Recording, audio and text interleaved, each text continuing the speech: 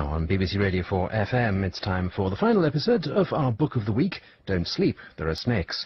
Daniel Everett's account of living with a tribe so remote that he was the first linguist to understand their unusual language. He went first as a missionary, but as you'll hear in today's episode, Daniel's faith was shattered.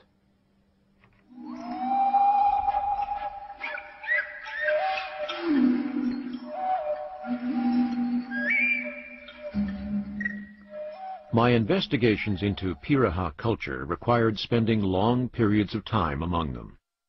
Our longest visit was in 1980, when my family and I spent almost the entire year in the village.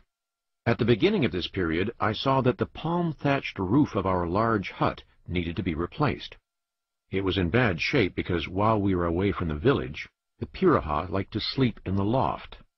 They enjoy stargazing, so they push holes in the thatch, ruining the roof.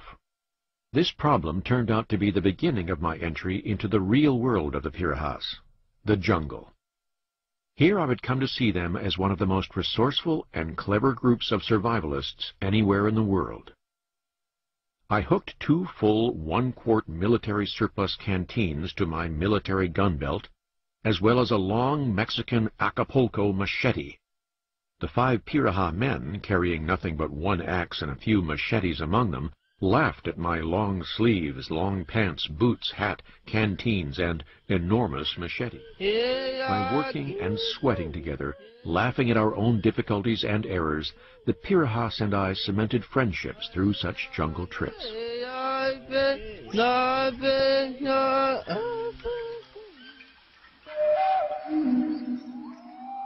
I never lost sight of the fact that I was being paid by my missionary company to translate the Bible into the Pirahã language. The Summer Institute of Linguists believes that the most effective way to evangelize indigenous peoples is to translate the New Testament into their language. In my free time, I would also talk to people about my faith and why it was important to me. In the evening, after my family had finished dinner, when we were still cool from our baths in the Maisi River, we would make coffee for some of the villagers who visited. Because the Pirahãs had no word for God, I used the term Maihi Hioya, which means high-up father.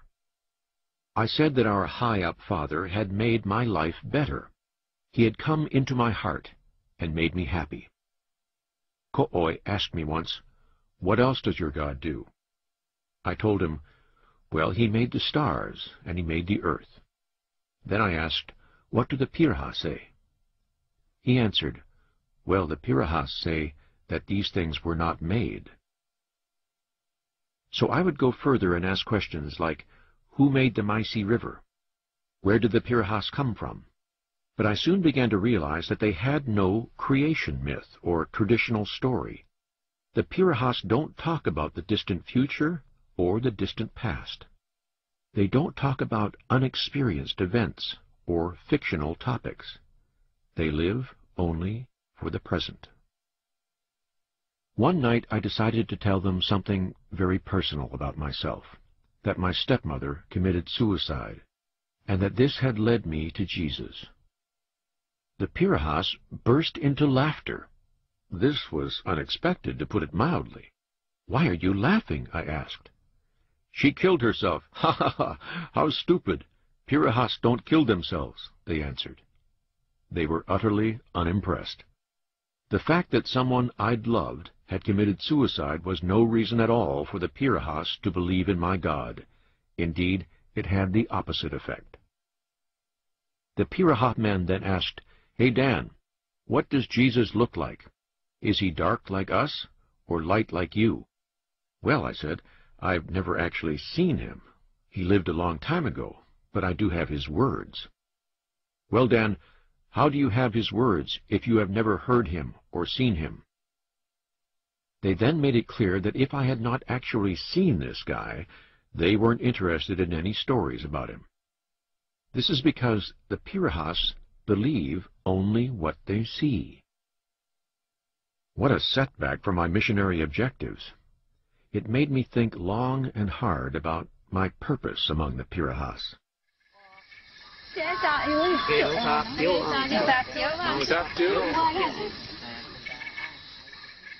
One morning I was sitting in the front room of our house, drinking coffee with several Pirahã men, and Ko'oi came in. "Hey, Dan, I want to talk to you," he demanded. "The Pirahãs know that you left your own land. We know that you do this to tell us about Jesus. You want us to live like Americans. But the Pirahãs do not want to live like Americans. We like to drink. We like more than one woman. But we like you. You can stay with us. But we don't want to hear any more about Jesus. Okay?" The other men present seemed to agree with him. So I replied, "If you don't want Jesus, you don't want us. You don't want us." I needed to get on with my studying, so the men rose and left to go fishing. This shocked me, and this information presented me with a clear moral choice.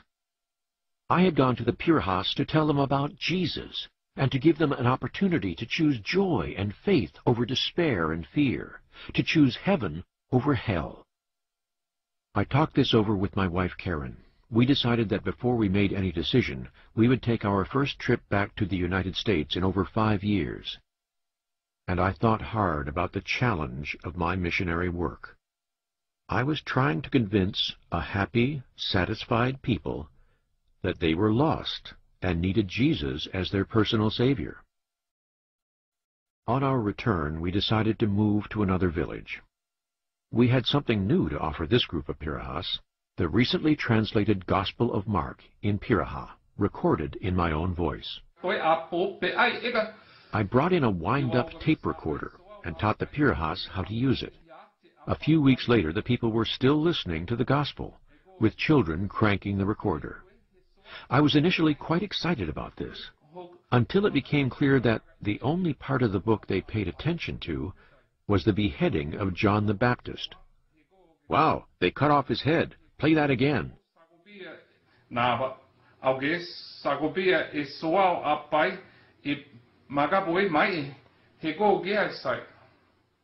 It was becoming clear that the message I had staked my life and career on did not fit the Pirahãs culture.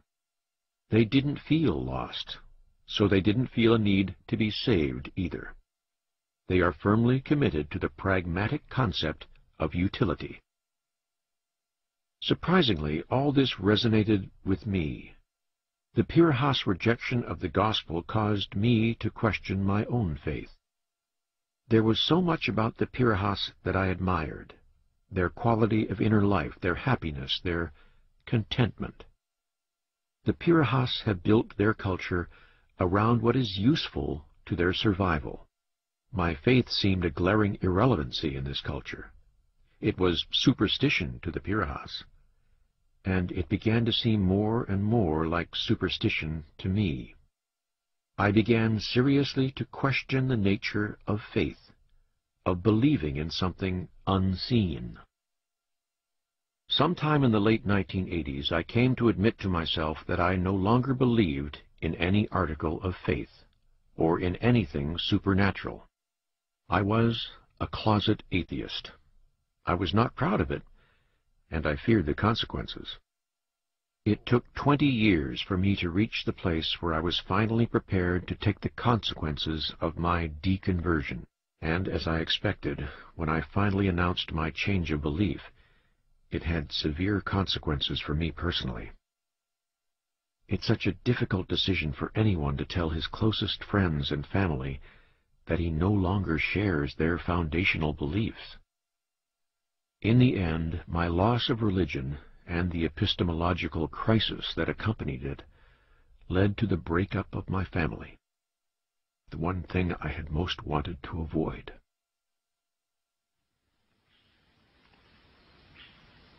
I went to the Pirahãs when I was 26 years old. Now I'm old enough to receive senior discounts. I gave them my youth. Now my grandchildren all know the Pirahãs, and my children are who they are in part because of them. The Pirahãs have shown me that there's dignity and deep satisfaction in facing life and death without the comfort of heaven or the fear of hell, and in sailing toward the great abyss with a smile. And they've shown me that for years I held many of my beliefs without warrant. I've learned these things from the Pirahãs, and I will be grateful to them as long as I live.